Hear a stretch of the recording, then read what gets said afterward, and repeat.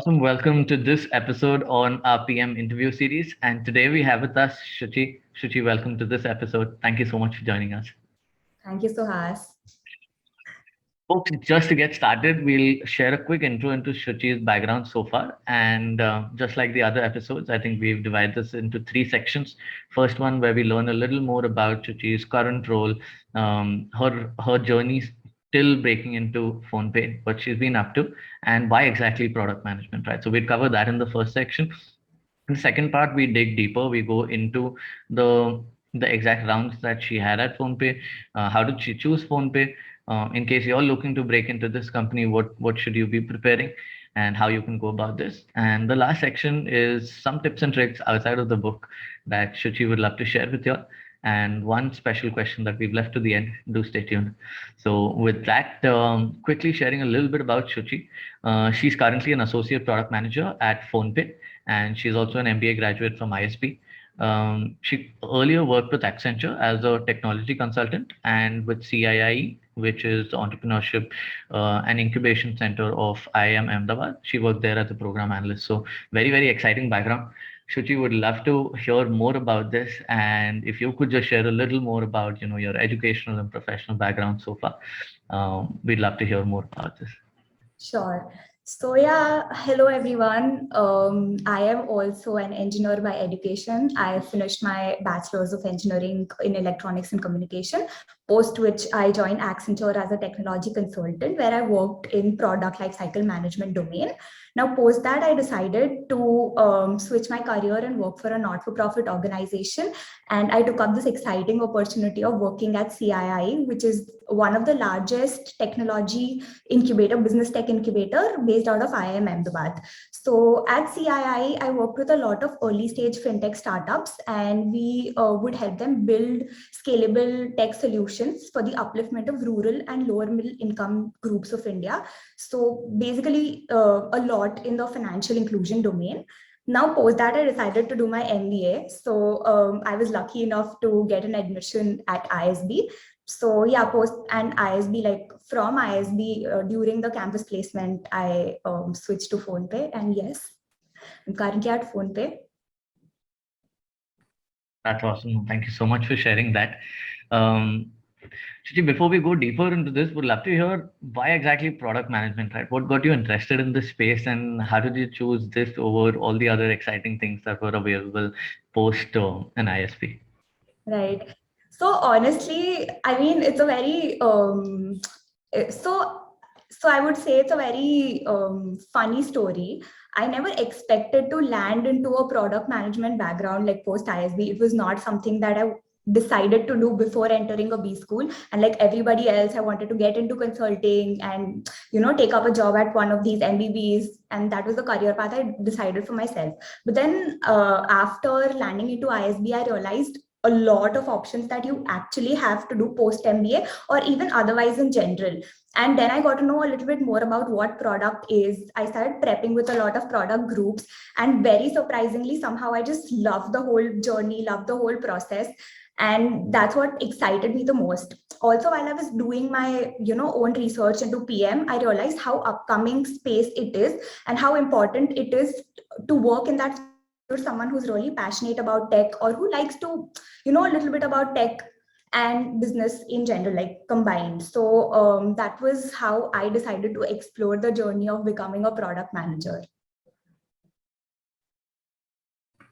Awesome, awesome. Did you always know this, or like at ISB, did you figure this while closer to the like? Did you all have like a PM club that you were a part of, or was it closer to the interview season that you were like, okay, hey, this is something I'd love to like explore? And how was that interview season? I know it's pretty crazy with the day zero, day one. Would love to hear your experience there as well.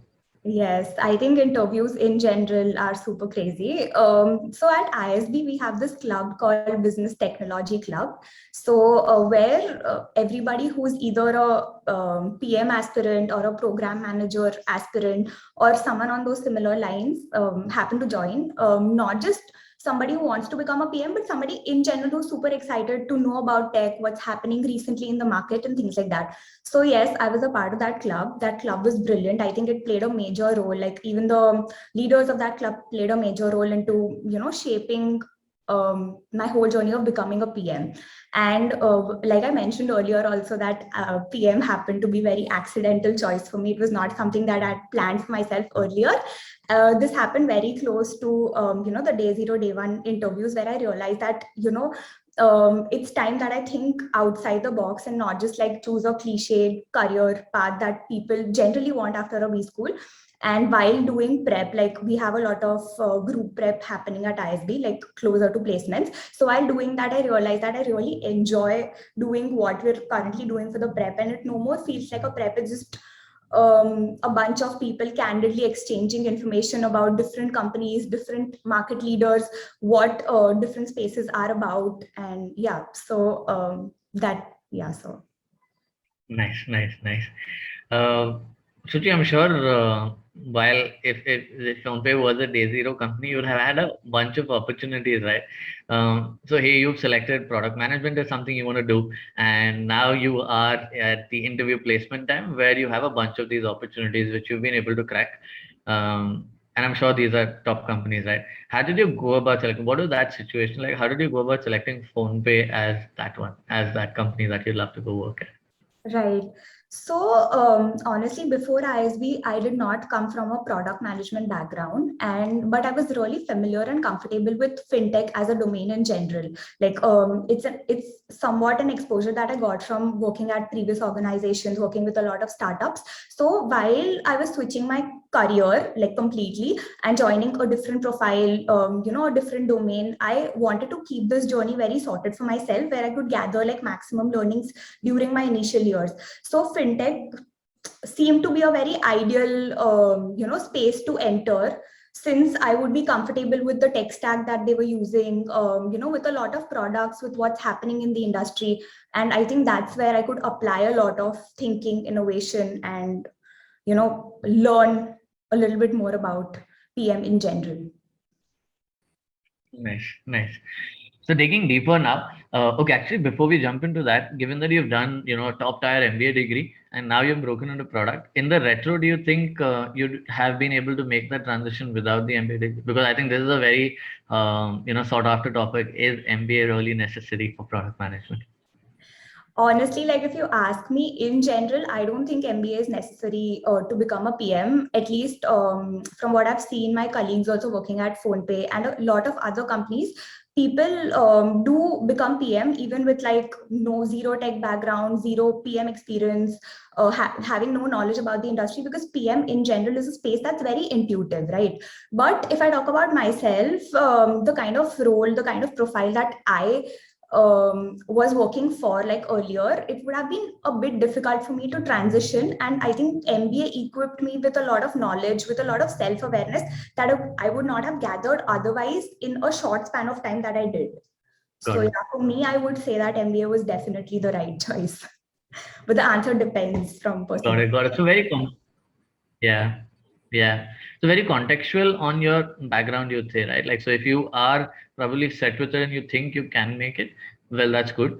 But otherwise, I think a top tier MBA degree is a great accelerator. And I think ISB today is becoming like a product accelerator. Like lots of people were getting into product management post ISB, right? So I think very contextual to your background is what you're saying, right? I think also very contextual to the people you choose to be around. Like, so if you have really good mentors to speak to from the product management space in general, I think the transition becomes easier. Why an MBA degree helps is because you meet a lot of like-minded people, you meet a lot of enthusiastic people who want to pursue the same journey as yours, right? Correct. So that kind of peer-to-peer networking, the kind of conversations you have are very thought-provoking, and that makes it simpler and easier to switch domains.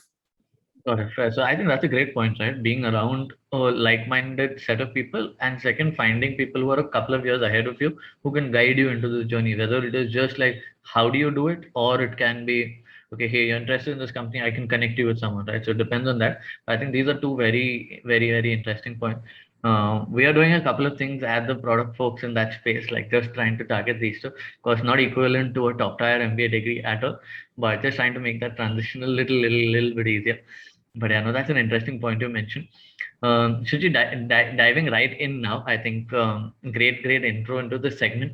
But PhonePe, right? So if someone today is interested to crack a PM role at PhonePe, there are two or three things that come to mind. And the first one would be, hey, how does the interview process really look like, right? What are the rounds? How many rounds?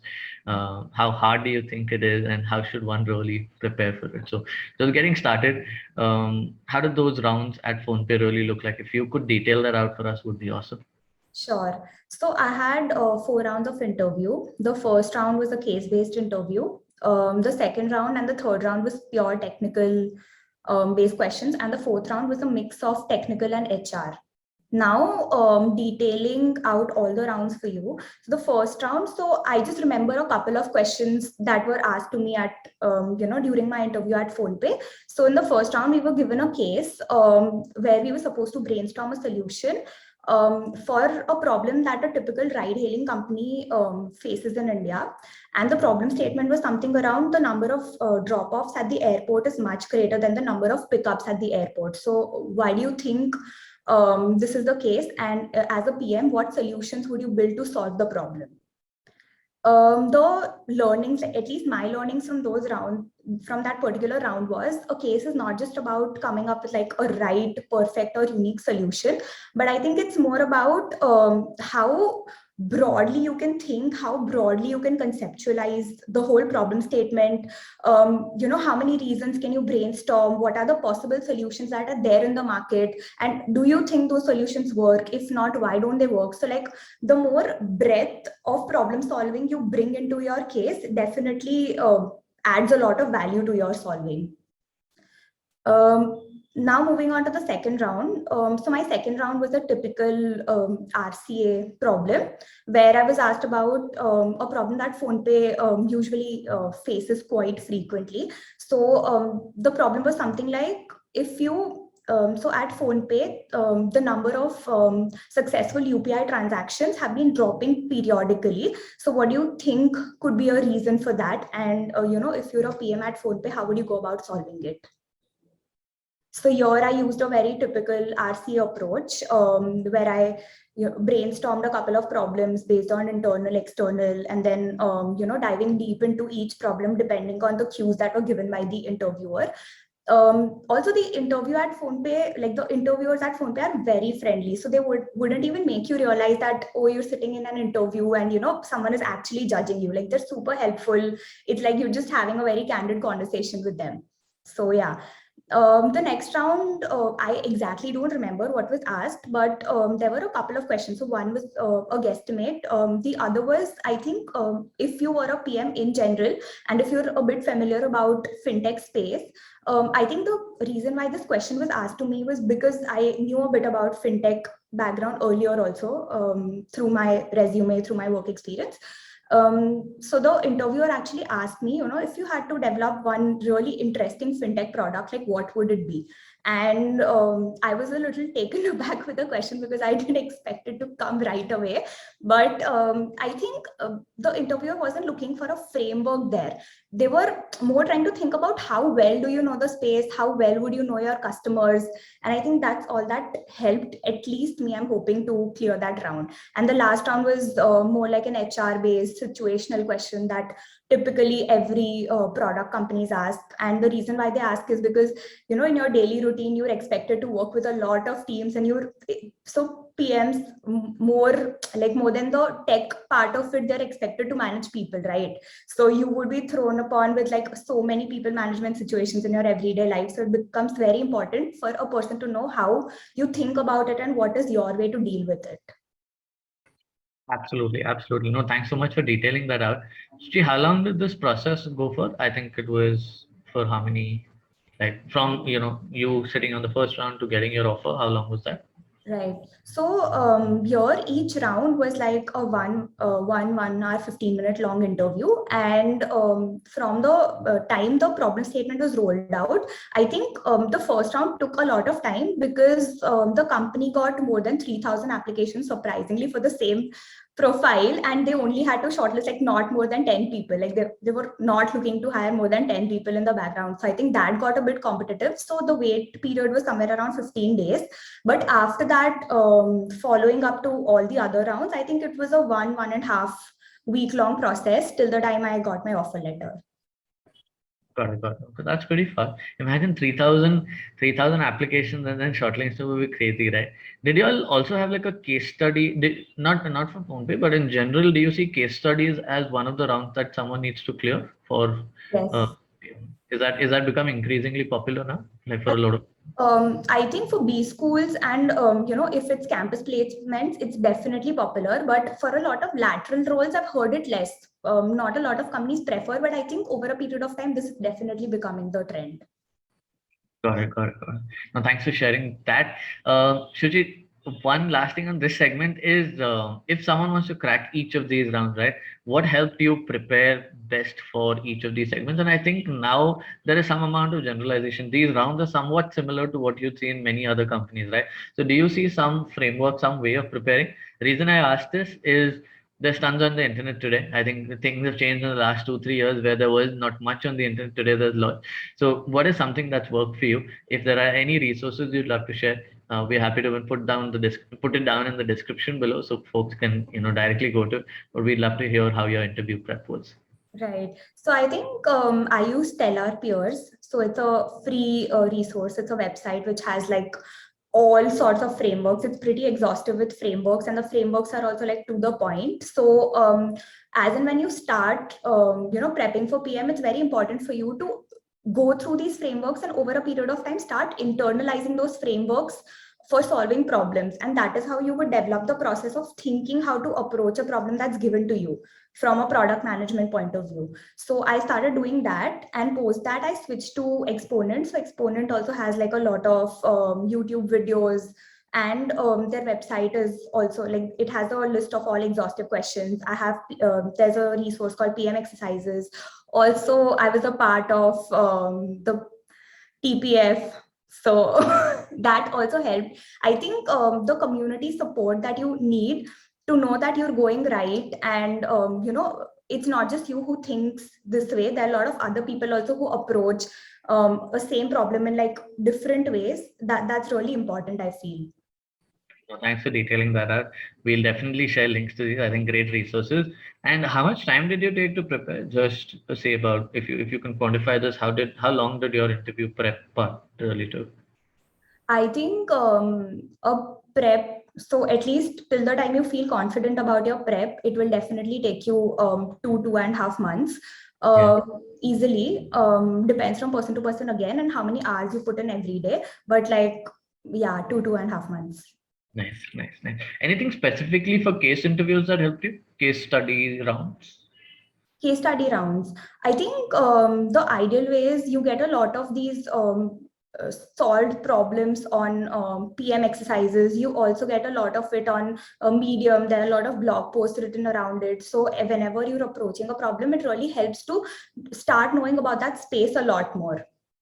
Got it. So go through those solved problems first so that you understand how others are solving it, and then take up problems and you try doing it, right? So that's the best approach to this. Right. So I think one reason why you would want to go and read out those solved problems is you want to know how people think and how would you want to approach a problem. And then later, once you feel a little confident, the ideal way should be that you pick up a problem from one of those websites, you try to solve it on your own, and then you try to read out the solutions that you find interesting, and then, match if it makes sense or how different is it or Yeah, what better you could have done. correct. And how have they done it, right? So you get different viewpoints also, and some might be closer to the answer. So I think, yeah, that's a great approach to this. Shruti, I think lots that we've covered so far on your journey so far, the interview prep. Towards the last segment, would love to understand the role of an APM at PhonePe. How has that really been for you? Now you've transitioned into a product role. How does the day in the life of an APM at PhonePe really look like? Yeah. So I think the life of an APM is very similar to the life of a PM with a little less responsibility or ownership or expectation, I would say. But again, the life is really hectic. Like PhonePe has so many problems on an everyday basis that every day you come across a very interesting new problem statement. My day starts with replying to a lot of emails that I get from different stakeholders. So I spend like at least good 1 hour of my replying to all the emails I get. The second would be listing down all the expectations that I have from stakeholders. Again, like I mentioned, that PMs is more about like people management. So you work with a lot of people. There's a scrum, and the scrum will have different stakeholders. So again, you list down the requirements of every stakeholders, and then you start prioritizing as to which requirement would you be solving, in the short term, in the long run. What is the ETA of every problem? You again go back to your engineering team, your development team, you ask them about the ETA, then you again get back to the business team, saying that, solving for something like this is possible. And if not, no matter whatever you say, basically you have to kind of back it up with a lot of logic and data. So that's what I think the everyday daily routine looks like. Yeah, and do you see a pattern, or does every day look very different for you? How much time do you spend in meetings versus everything else that you do? I think, the reason why every day is very different is because every day is like a new problem that is being brought up to you, and or maybe there's a feature that you've deployed, and how is the feature coming along, or how do you go about tracking a funnel for that particular feature, where exactly are like a lot of drop-offs. And then when you see a drop-off, you come across, like, you brainstorm a lot of reasons of why are there drop-offs and how could you go about solving for it. So that's where everyday differentiation comes in. And also when you get closer to your sprint planning as a PM, I think grooming up all those backlogs and then prioritizing which backlogs do you want to address in the upcoming sprint also becomes really important. So that is where a lot of planning and prioritization comes in. Nice. Yeah, planning and prioritization, for sure. Suchi, do you want to share a little bit more about how the org really looks like at PhonePe? Do you have like visibility on probably career ladder, or a little more just about how does the team structure look like? Hey, you're an APM, but how does the stakeholder, or who do you interact with on a day-to-day, right? Whether it is more PMs on your team, whether it is engineers, designers, marketing folks, depends on how does the org structure at PhonePe really look like? Right. So PhonePe basically has three major verticals. The first vertical is around consumer experience, the second is around merchant, and the third is BFSI. Now, each of these vertical has something called pods. So pods is essentially like a group of people working on one kind of problem statement. And that group has a lot of diversity. So there would be people from the engineering team who are a part of it. There would be people from analytics team. There would be people from business team, accounting team. Again, it depends from company to company. The reason why accounting is so much insisted upon in PhonePe is again because fintech is a very regulated space in general. So, accounting becomes a very important part of a daily routine. And then there are PMs and APMs who are a part of it. So like all these people form a pod, and the resources that you get. So a lot of times, depending on, again, the nature of the problem, a lot of these resources would be like specifically assigned to you, or a lot of times they would be shared resources within a lot of other teams. So again, if they are shared resource, you have to ensure that the work is done in a way that it doesn't even affect the timelines of the other pod. Got it. Got it. No, that's interesting. Do you say most of your time goes into solo work where you are probably sitting and brainstorming, or is most of your time spent in um, collaborated or shared work? Where would you put a time of a PM really spent on? I think largely on collaboration and shared brainstorming, I would say there is brainstorming, but again, you brainstorming a solution and then going back to the engineering team that, you have to implement something like this is not how it works. You also need to understand what kind of tech capabilities they have on their end to implement something that you've thought of, right? And then obviously you use like a lot of tracking tools such as Jira, where you update tickets on a regular basis, and then you ensure that people who are trying to build a solution around it can do that at the right timelines that you've mentioned. So this is where the tech integration comes in, but you also are expected to work from a business point of view. So KPI and metrics become a very important part of any PM's daily routine. And it's all about how your metrics are performing at that given point of time. So for that, you also have to talk to the business team and understand what your client exactly wants and how can you align what you're building with the expectations of client. Because for a PM, it's not just about implementing a solution, it's also about addressing the needs of a consumer. And that's super important. Absolutely. No, that's true. Suji, we probably come to the last bit of this segment. Two questions for you, probably a rapid fire here. But first one around the myths, right? I think we were talking about this a little backstage. What is something that you thought would be the role of a PM? This is what product management really looks like. But once you joined, maybe reality hit hard and you're like, okay, hey, this is something that's interesting. So what is that one thing for you where you think, people should really know this about product management? Right. I think this is one myth that even I had before I started prepping for my PM interviews, that a PM has to be really good with tech, should know coding, or should come from an elite B school to crack like top-notch PM companies interview. But that's really not the case. All PM interviews are very intuitive. As long as you can understand your customers really well, as long as you know who your target segment is, I think it becomes very easier to know their problems and then build solutions for them. And as long as you can display those skills in your interview with like a lot of critical thinking added to it, it's super easy to like crack any top company PM interviews, and trust me. Nice. I think a lot of folks listening to this will get a lot of confidence from that. Suji, last one. If there is one thing that you'd love to share with folks around you, something that's not there in the books, right? Something which you think was a secret from your interview prep or your product role, something that will help them crack that role, what would that be? Okay, so I think like when I started prepping for my interviews, I was super scared of doing mocks because I was scared that people would judge me and they would judge my technical knowledge.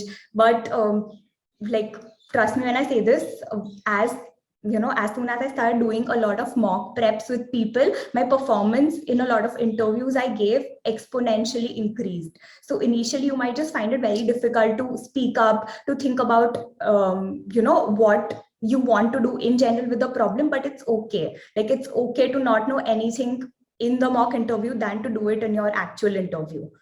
So that is a bit of advice. And I think apart from that, what really helped me was networking, like try and reaching out to a lot of people in the companies where you would want to give interviews, and try to know the culture of that company, to know what products they're building in that company, in that space, what are the trends in that space, because giving those little bit of inside information would add like a cherry on your cake when it comes to giving interviews. So Love that, love that. Thanks so much for sharing that. And I completely believe in the concept of mocks.